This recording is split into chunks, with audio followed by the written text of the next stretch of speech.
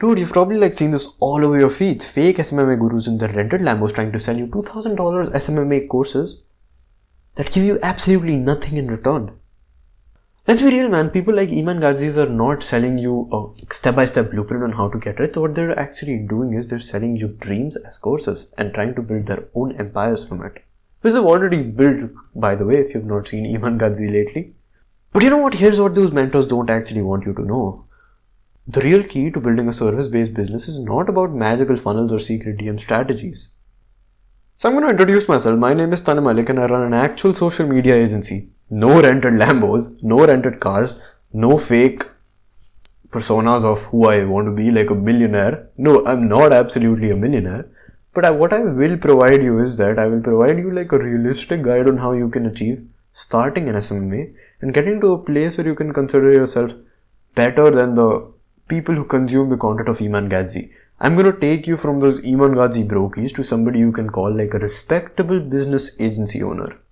I'm not going to try to upsell you anything. I'm not going to try to take $5,000 as like a coaching call from you. I'm going to give you real information from a real person who's been in this field. Okay, a fair warning though, man. If you're somebody who's just like wanting to get quick information on how to get rich immediately or in the span of like 30 days, then sorry to tell you, man, that this video is definitely not for you. If you're somebody who wants to build a real business empire, that will firstly understand that it's going to take months to build, but it's also going to give you a higher ROI in return, and you're going to learn like way more information than you're going to learn by other gurus, then you're at the right place. You should get a notebook, you should get a pen, and you should write down everything that you find relevant in this video and apply it in real time today, because if you do not apply that information, it's just going to stay in your head like another random video that you watched. But if you start to apply it from today, then it becomes tangible information. And it's being applied in real time, then that means that it has actual use for you. Yeah, so let's get started. So before we get started with this, I want to talk about the reality of SMMA. Again, I did talk about this before, but I'm going to have to reinstate this information because it's extremely important. A lot of you are going to be the ones who are going to fall into the guru traps, and you're not going to realize the hidden cost of starting an SMMA.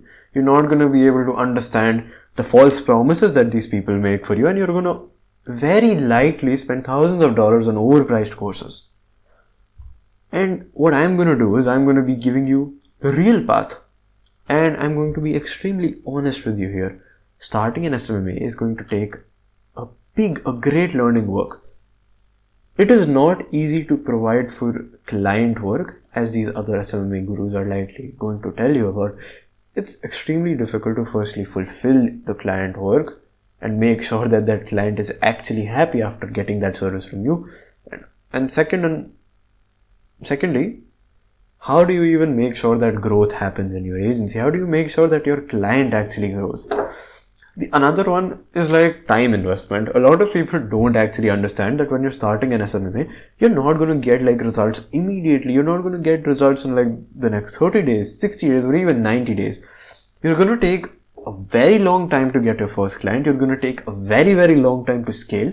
And a lot of people don't talk about this. And honestly speaking, if you're somebody who is going to stick through this, even after realizing it's very harsh reality, then you're going to be the one who's going to be able to build a business here.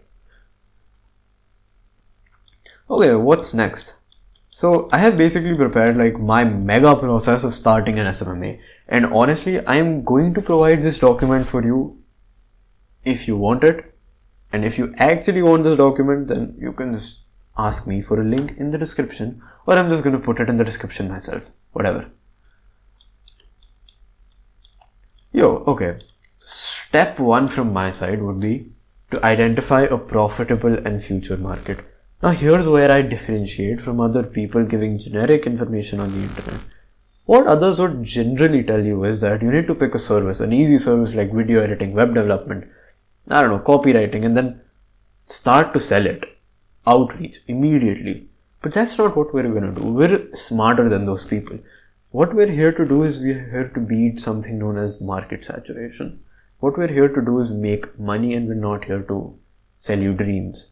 So I'll tell you that you need to identify a profitable and a future-proof market, which we also call niching down in the world of SMMA. So before understanding how to do this, why to do this, I would like to go deep into why is niching down even important inside the world of SMMA. So, first thing would be that it helps you position yourself better inside of a market. Firstly, it would establish you as a specialist and not a generalist, because we both understand that. Let's just take the example here to understand better. You're a person who's suffering from a very niched eye issue. Who are you going to go to? A general purpose doctor or an eye specialist? Very much an eye specialist, and the eye specialist is also going to get like a sort of increased perceived expertise. What do we call that? Now, why would he get an increase in his perceived expertise? Because he's specializing in something, and because of like the basic core principles of human psychology, people are going to perceive him as an expert and not a generalist. Next is you're going to get higher conversion rates. Why are you going to get higher conversion rates? Because you're tailoring your message to resonate more with your target market, which you firstly chose, by the way.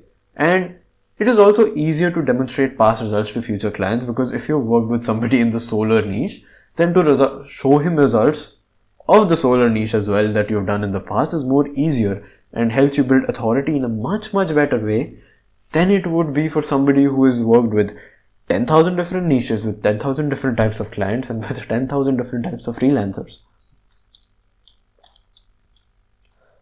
Again, the topic of market saturation, or what we call competition, you're going to have way less competition here. See, we want to do hard work, but we also want to do smart work. So if there is a possible chance where we can get less competition, then we're going to 100% try to do that. So when you niche down, you're avoiding direct competition as you're positioning yourself as the go-to expert in this field.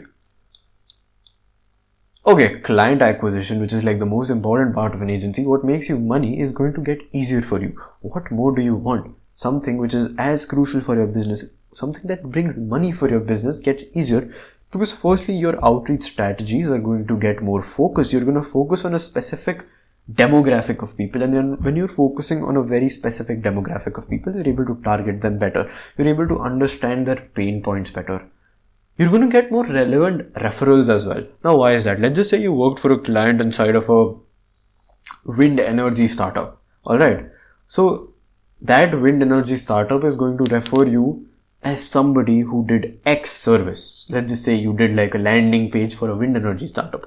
So, the likelihood that that person is going to refer you to another wind energy startup is way more than, let's just say you were like an agency, a general agency. Okay, I am a social media agency, and I provide video editing, web development, copywriting, and every other service that exists to every other person out there. Then it's going to be very difficult for other clients to refer you to more clients, right? So that is something very intuitive, and you should understand that ASAP.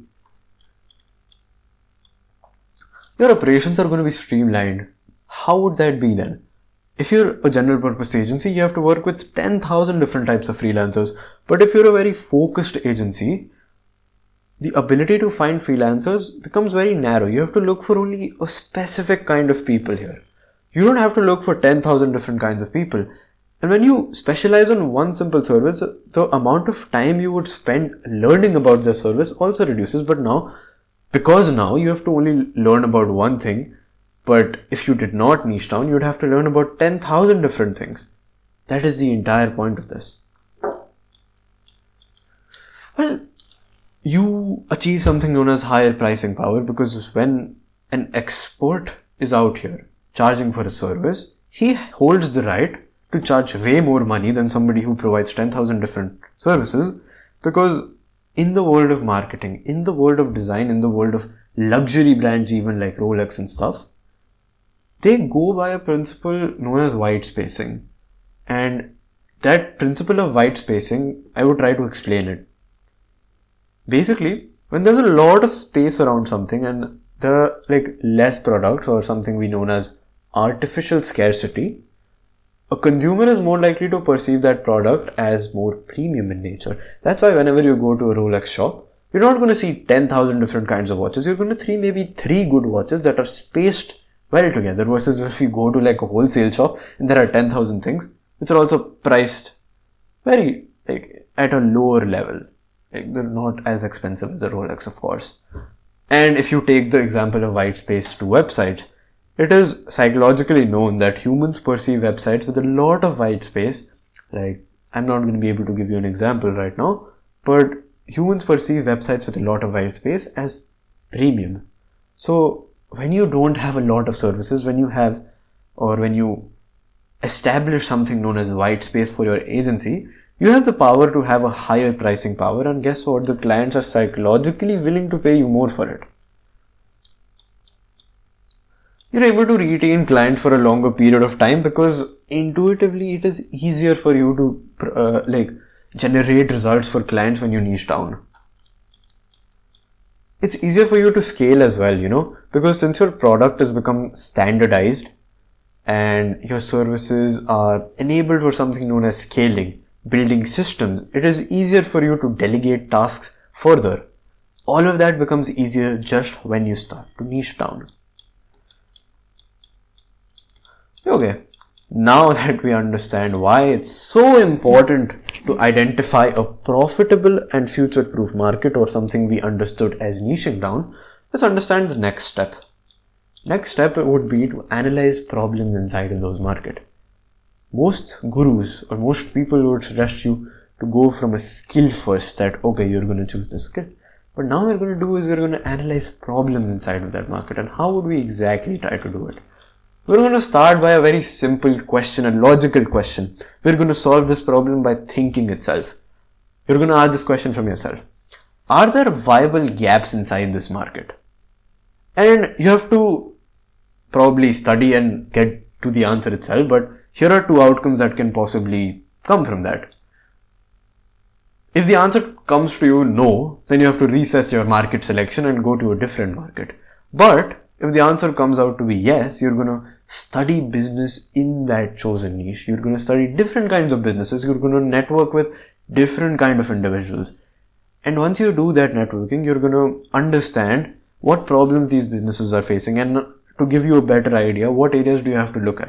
You have to look at areas like marketing, lead generation, online presence, running ads, making content, cold outreach, and probably even solving a problem for them using an AI automation that you make yourself. It can be anything. The limit is basically your mind. Now, once you've identified a problem, what you have to do, I would call this like a very special step. A lot of people miss this, is to conduct competitor analysis to see what's missing. If let's just say you basically find the gap of lead generation, but then you also find that there are two other companies who are trying to do lead generation there. Then what you have to do is figure out what those companies are not able to do well. Like what those agencies, lead generation agencies, are missing. What they're not able to do, what they're not able to cater to. Maybe they're not providing quality leads. What you have to do is find this sort of gap inside the competitors in that market. And once you're done with that, you've basically put yourself in a situation. Let's just imagine this in a very visualizing way. It's probably not a word, but sure. Let's just say you're standing right beside of a train. There's like a train coming from right beside you, full of money, and all you have to do is put your hand inside the train and take all of that money. This is what you're exactly doing when you access your niche better, when you ask the right questions inside of a niche, when you're able to identify the right pain points, the right competitor analysis inside the niche. Okay. So once you're done with all of that, once you've identified the problem, once you've done competitor analysis, what you have to do is you have to try to do something. You have to try to match two puzzle pieces. You have to match the puzzle piece of the skills you currently have to the problem that you've currently identified. Once you're able to match it correctly, you're in a position to provide a service ASAP. Because generally speaking, if you've spent about 2 months, 3 months, 5 months on a service, learning a service, then you're very much in a position to be able to provide that service to clients, because clients don't know any of that service. Once you've done with the fact that, okay, I have matched the problems with my skill set, what next? Another question to ask you. Well, while you're accessing those skills, that question is for then. Do your skills align with the current market needs? If the answer to that question is no, you have to consider and think about developing new skills. Because you're in for a long term, and if you see that there is a market that has a very specific skill and need, then even if you have to spend 5 months trying to learn that skill, then it's completely worth it to do that. Okay, now let's consider a situation where the answer to that question is yes. So let's just say you find a service that aligns with both your expertise and the market needs. What next? Then you ask yourself another question. Is there a way that I can add additional skills if needed to make more money off of it?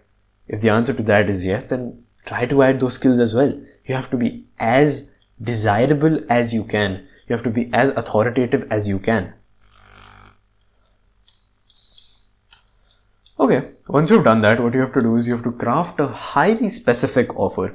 Instead of being like, I provide graphic design to everybody, you should be like, I provide conversion friendly graphic design to solar energy startups. Now, this is just an example. You don't have to do this. You have to do something much better that would come to you naturally after you research really well. Now, let's just say you've already done with the offer here. You have to ask yourself this. Is your offer solving identified problems? If the answer to that is no, then you have to think about refining your offer and how you can solve the problems better and see that, okay, is this graphic designing solving the problem of client acquisition? Is it solving the problem of time management for the people? Is it solving the problem of hiring for the entrepreneur, the owner, or whoever your niche is? If it's no, you refine it. If it's yes, you create like a very clear results driven service package. Like, okay, I'm going to bring you $5,000 in revenue by doing X service. Now, this is going to make you more desirable because you're doing something for them. You're not being a selfish individual. You're doing something that actually benefits your clients. Now, after you've done this, to actually develop case studies or, build authority inside the market, you have to do a lot of free work. Okay, now this is going to sound very counterintuitive. You're here to make money, but I'm asking you to do free work. But guess what? This is like the free pass. If you want to break inside any market, you have to do free work because clients have this very interesting nature of being skeptical in nature. Okay, now that's a joke because everybody has the nature of being skeptical if you're like completely new with no testimonials. So if you try to do a lot of free work, guess what? In your case studies in the future, you do not have to show the fact that you did any free work. To the clients that you will work with in the future, that free work is the fact that it's proof that you can actually provide the service. So free work is like an investment you make to generate a higher ROI in terms of future clients. Okay, once you're done with that, you should launch your company and acquire your very first clients. Okay, this is going to be very far-fetched, but once that is done, are your initial clients satisfied? The clients that you got right now, are they actually satisfied? If not, you have to reassess your client acquisition strategy, you have to reassess your client onboarding strategy, you have to reassess the way you provide to your clients. It's fine, failures happen to everybody. If the answer to that is yes, you have to optimize your sales pitch and offer. You have to try to optimize and automate as much as you can and delegate as much as you can. And of course, don't forget to collect testimonials and feedback from your clients because this is your authority to gain new clients. If you forget to collect testimonials, then you're collecting your very power of gaining new clients.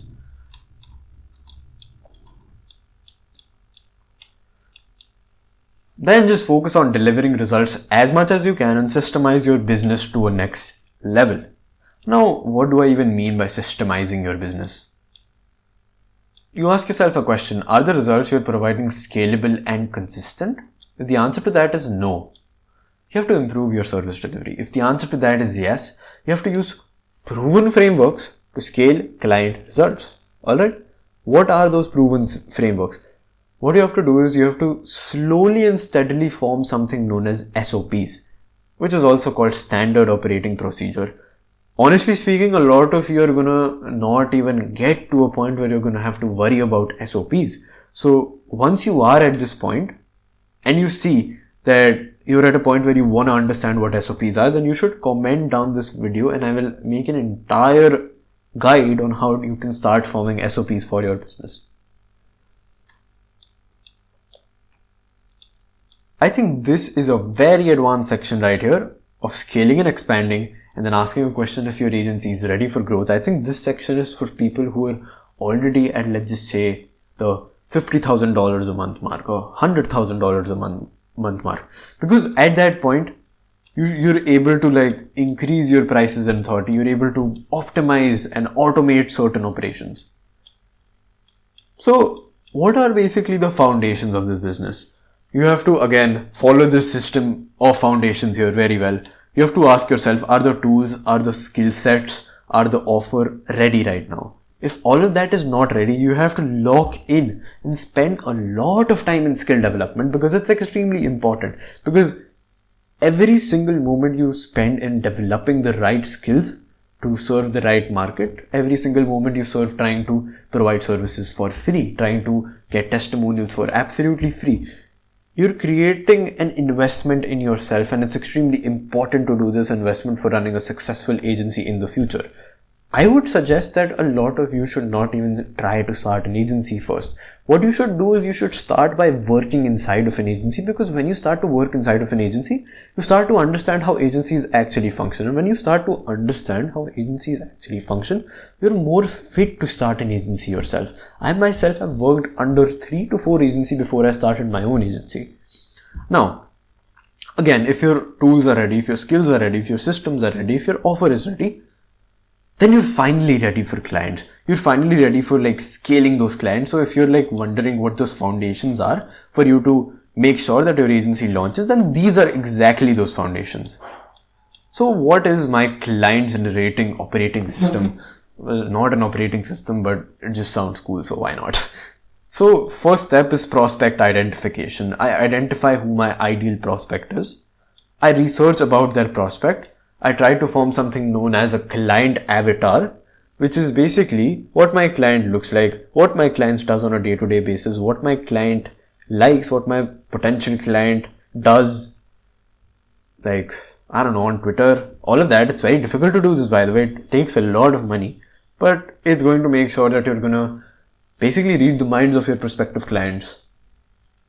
Then after all of that is done, after all of that strategization part is done, you start to outreach.